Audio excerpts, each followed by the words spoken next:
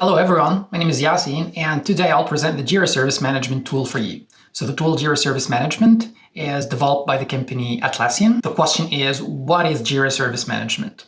So in this presentation, we will go through an overview of the Jira Service Management, and then we will create a Jira Service Management project together on the Jira Service Management Cloud platform from Atlassian.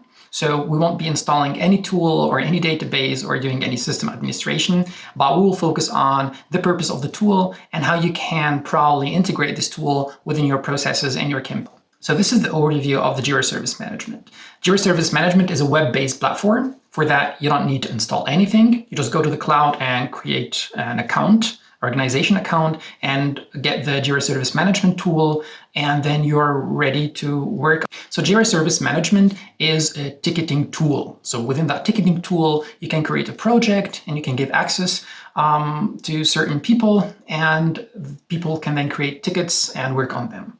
Well, the different thing to Jira Basic or Jira software is that for Jira Service Management, we have a new role called customers. So customers are people who can use the tool, but you don't have to pay for them. The Jira Service Management, previously it was Jira Service Desk. It was named Jira Service Desk and has been rebranded. So that new role, customers, you grant them access to your platform and they can create tickets. And the good thing is that they don't use the Jira standard UI to create tickets. They get a sort of customer portal or a help center. And help center is a really very easy way to create tickets. So for example, you will have customers asking about billing questions or sending you some technical questions. And that is actually much better than just using emails or phone calls. So well, then we have the role agents. So agents are your employees who have the right to communicate with those customers. So they're like your first support team. And they can prioritize tickets, work on them. And for those agents, you pay money. So if you have, for example, a team of 10 people taking care of the communication with customers, then you will need 10 licenses. And if you have 100, then you need 100. So that's why it's very important before deciding to go to service management, probably to discuss internally, can you work this way? Can you really limit the number of agents so that you can reduce your costs? Because if you have a department or a lot of departments who would like to have communication with customers, probably on different projects, then you might end up buying a lot of licenses. And notice that Jira Service Management is, of course, a great tool. I really like it, but it is very expensive. So before taking the step, just make sure that you identify how many agents you need. Well, the good thing is that if you have Jira software, and for those who are working with customers, you get Jira Service Desk. And the good thing is that both Jira Service Management and Jira software or Jira business projects, they can communicate together.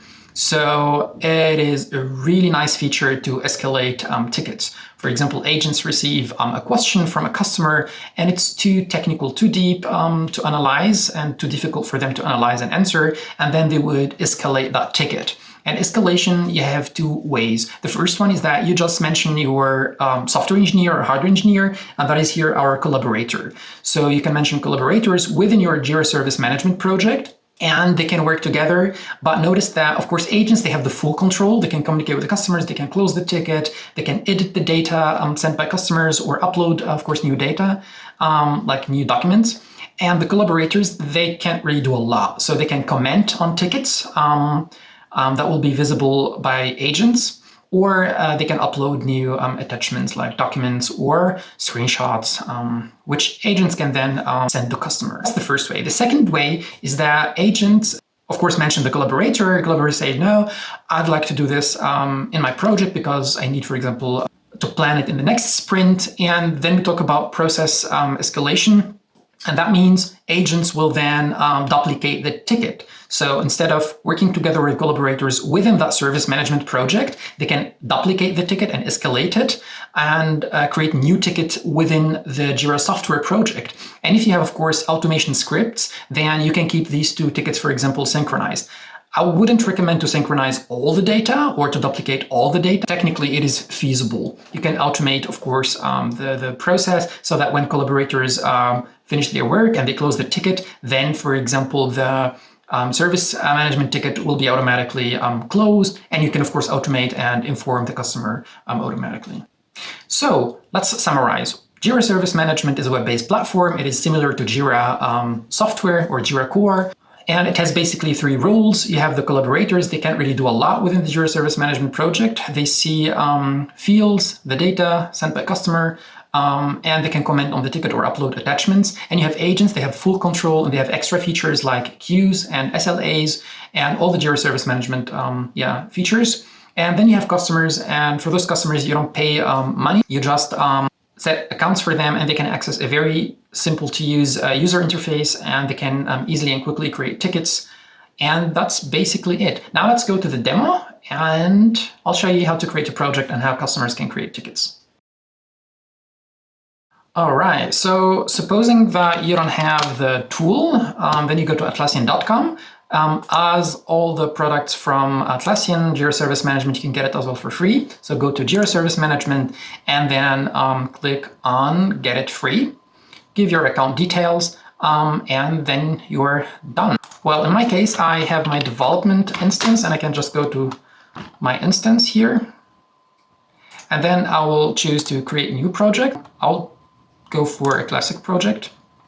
And I'll say my Jira Service Management project. All right. So we change the template, and this step is very important because if you go just next, then we create a software project. But what we want is service project. So you have, of course, different processes that you can implement with Jira Service Management. And you have, for example, HR service or facilities, legal service, and so on and so on. And in this case, we will go for external service project. So supposing we have external customers and they would like to communicate with us, sending us tickets, questions, and we select that template and then create. So the project will be set up and we can immediately use it, but that might be not convenient for your team. So you might want, of course, to change the settings. But what did we get here? We get a project, service management project, and then we can go to queues. Here we have our waiting list, tickets which we should work on, prioritize, or categorize based on a filter. For example, tickets with which are open, tickets assigned to me, or tickets which are not assigned but open. You have tickets with type bugs. Of course, if you want to see the filter behind a queue, you just have to click on the queue and then go to these 3 dots and then edit queue. Of course, if you're an admin, you can do that. And here you see assigned is empty and resolution is empty, is unresolved. So these are the queues. So sometimes you receive a phone call from a customer and you would like to write that down on a post-it or of course directly to the system. So you can just click on raise a request, and this is the user interface that customers will use. So it's really easy to use. It's like any desk or support system. Customers will have their account. They can change, for example, their language. They can see their open requests, and this is the help center. They just have to store that URL. Here they can choose whatever they want. Like, for example, would say, I would like to report a bug. If the customer who called you would like to report the bug, then you just can say bug. Of course, you can select the customer who phoned you. You can create a ticket on their behalf. Bug, and here the description. And of course you can upload attachments, but you probably don't have them if he just phoned you. Another way of creating tickets is that customers might probably send you emails. Then you can, of course, copy paste those emails here, or you can send those emails to a special email address, and that will be created automatically as a ticket within the Jira Service Management. This feature can be as well used by your customers if you configure that.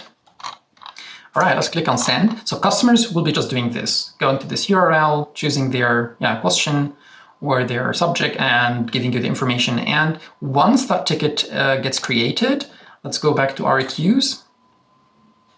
Cancel. Yeah, and the queue will be automatically updated. It takes some time, probably 20 seconds. And then you get the ticket. Okay, so here you have your queues. There you see your filters, which you create and use daily. And here you can create tickets on behalf of other customers. Here you have a knowledge base. Knowledge base is a documentation system. So you can, if you have, of course, Confluence, then you can connect it to your Jira Service Management, or it is automatically connected. And then you can create in Confluence like documentation about certain bugs. And when customers start writing or reporting a bug and you documented that, then they will see a documentation concerning that bug, probably help to like a workaround or something like that. Here you have reports. This is visible only by the agents. Here you can track who's working on which tickets, how many tickets, and satisfaction reports, and so on and so on. You can create different reports. Okay, channel, we went through most of them. So Help Center, we tested it. It's the raise request feature here, and you click on open, the same thing will be opened. You have the email requests, so you can give this email to your customers, and when they send an email there, it will be created automatically as a ticket. Widget is a feature which you can seamlessly integrate to your website. So customers will see like a button, report a bug, and when they click on it, they can just fill the information and that's it. It's actually a nice feature, so they don't have to open the URL here or the Help Center to create tickets. Okay, so you can invite another agent, so someone who can work with you on tickets. And you can, of course, manage your customers. As said, customers, they cost nothing. You can add them yourself manually, or you can set up your service desk so that customers can register themselves without any confirmation from your side. So if you are a B2B company, then your customers are companies. And you would like to give your customers, of course, a feature so that their users can share tickets between each other. And that feature, you can do it by creating organization. So if you're a B2B company, then create your customers, the companies, as organizations, and include people working at that company within that organization. And they can share tickets between each other. That is really a good feature. All right, add item, it's just adding some links. Like I can add Google. And when I click on it, it will just open Google. So that is the feature. All right, so that is Jira Service Management. So let's go to settings and see how can we change the settings. So the settings is a long list, but it's really easy. So even admins without any advanced knowledge about Jira, they can go through the configuration, try things out, and within probably one day, I would say, can really figure out the basic configuration. So let's start by details. Here you can change the description. It's really nothing big. Then you have people. Here you can manage the access to your project. And here we have features. So features is the new feature of the Jira Service Management. This feature didn't exist with Jira Service Desk, and it's available for the cloud and as well for data center. So here you have two options to activate or deactivate. You have alerts and you have on-call. So alerts and on-call are like feature from Ops Genie, and basically with Ops Genie you can, or the goal from Ops Genie is to notify the right people as soon as possible once your service is down. So when you get alerts on Ops Genie, the system will notify the responsible people for that service, and those people can organize an on-call, and it's just a calendar where they can like book some timing and call and discuss the problem and try to solve it as much as possible. So it's an incident management tool from Atlassian. And features as well as knowledge base is the integration of the Jira Service Management ones with the Ops Genie, and the other one, the knowledge base, with the Confluence tool. All right, so we have, of course, the summary, and here we see all the configuration of the project. We have the issue types. So all tickets need an issue type because they have a workflow. So you need multiple issue types if you have different workflows, or if that makes sense for you. Like, for example, if you'd like to make the difference between bugs and new feature requests. So requests is a sub-issue type of the issue type. So for example, you've seen here we have issue type support, but we would like to make the difference, for example, between software support or hardware support. And we do that by creating a request type, which is just a type, but it will land, or the ticket will be created as support or with the issue type support. Then you have customer permission. So here, of course, you can specify if anyone on the web can use your service desk, or if you are, for example, a B2B company and you'd like to manually create your customers and organize your organizations. Language support. So the tool can automatically send, of course, notification to customers. For example, if they create a ticket using the Help Center, so they automatically get an email saying that the ticket has been successfully created. And here you can, of course, manage your translations of such messages, depending on what language did the customer choose in their profiles. Portal setting. So this is the Help Center setting. You can give it a name, you can give it a logo, And you can, of course, give sort of a greeting text. And here you can manage the groups. So groups is basically a group of request type. So you would like to group the request types in a way that customers can easily find it. In this case, we just have general, but we can create more. So customers will have at the beginning like general, and then type 1, type 2, and if they click on type 2, they just see request types from type 2. Email requests. So automatically, if you get Jira Service Management from the Atlassian Cloud, you will get an email assigned, but you can of course change it. In this case, it's this email, and if I create a new project, it will just generate new email, but you probably would like to use a special email with your domain or company domain, and for that you can of course integrate Google Mail or Microsoft Exchange. And here we have customer notification. So we talked about language, where notifications will be sent automatically with the language that the customers have chosen. And here we can set up what notifications do we send. So if the customer has been invited, created, if he creates a request, and so on and so on. The list is long. Widget. So this feature we talked about. So this is the integration between Jira Help Center and your website. So in your website, you will get something like this, where like customers can just quickly create something. And of course, you can generate many widgets. Satisfaction settings. So when agents resolve a ticket, customers will receive a notification saying that the ticket has been closed, and they receive as well a link to vote for that ticket or to give sort of a review. And they receive like very poor to very good, and those reports or those feedbacks will be stored, and you can view them under project and then reports and then satisfaction report. So here you have knowledge base. Of course, if you need this, then you can explore by myself. Of course, if you need this, you can configure it, but you can as well ignore it. And the idea is that you create in Jira, you create in Confluence a lot of pages, and when customers start typing, those pages will be searched, and customers will then have the access, or customers can then access that document and probably solve the problem by himself, so they don't have to send you any requests. SLAs. So remember, we talked about issue types and request types. And then we have SLAs. For example, for questions about billing, you would like to have an SLA of 8 hours or 24 hours. And to do that, you can configure SLA saying that for this category of tickets, I have to answer within 8 hours. For the other category, I have, for example, 1 week time because it has, for example, priority low. And this configuration or this SLA configuration, you can do it here. And the result is that agents can open the ticket and they will immediately see how much time left, so that, for example, they how much time left to solve that ticket or to send the first response to the customer or to escalate it. So SLAs are basically countdown timers per category. Then we have automation. So automation is really what makes the tool very nice and very helpful. So you have probably a process and you would like everyone to follow that process. And if you don't automate, it's really hard to convince people to follow stuff. So you will just give a document saying do this when this happens, but people won't really follow that because they don't have time to do that. And they would like to focus on really working and solving the ticket and not on updating the data in Jira so that managers can have like nice reports. So automation is the solution here. If you have good processes, if you documented your processes, or you have like nice ideas how teams communicate together and when things should be closed, when things should be opened, and when you can block things from being closed. Anyway, so all the fun stuff can be done here, and there are a lot of possibilities. So automation is available as well in other Jira projects. And of course, we have apps. If the basic features are not enough for you, then you can develop your own company, develop your own app, put it online on the marketplace and install it yourself. And by the way, apps can be as well put online on the marketplace and hidden, so only your company can use them using a token.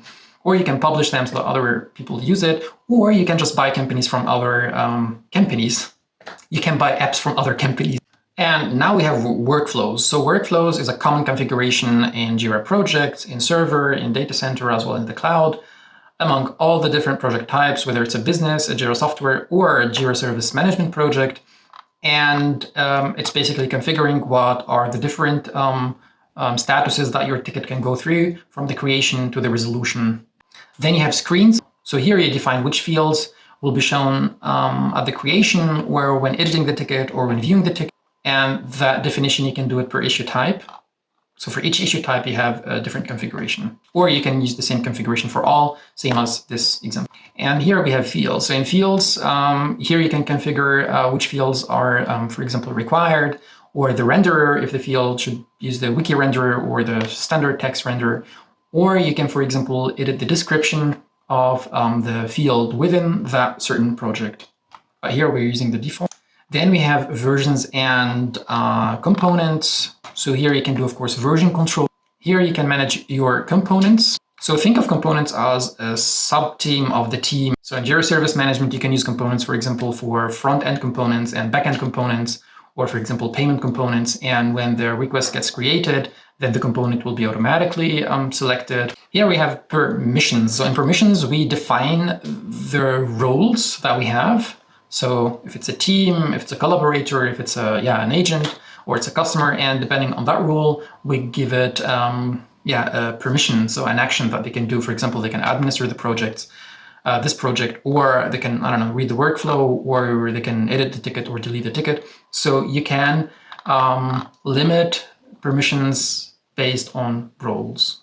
And then we have issue security. So you give certain people access to your project, but you might want to limit access to certain tickets within that project, and for that use issue security. Then we have notifications. So depending on certain events, whether they're system events or user-defined events, which you can program yourself, emails will be sent to certain people, and those people can be watchers, for example, the current assignee, reporter, or any other fields that you have in the system, which contain users or groups. Then you have issue collector. It's basically compared to widgets, but it behaves differently and it looks worse than widgets. So if you would like to integrate your Jira Service Management project with your website, then it's probably the best to use widgets. Development tool. So here, if you connect, for example, your source code versioning system, so if you connect Bitbucket or GitLab with Jira, then you can see the different branches, the different commits that are being made. So that's the configuration of the Jira Service Management. There are a lot to configure, but as I said, once you go through the different configurations and you test different stuff, then you're ready to go. So enjoy. If you have questions, just contact me. Thank you for listening.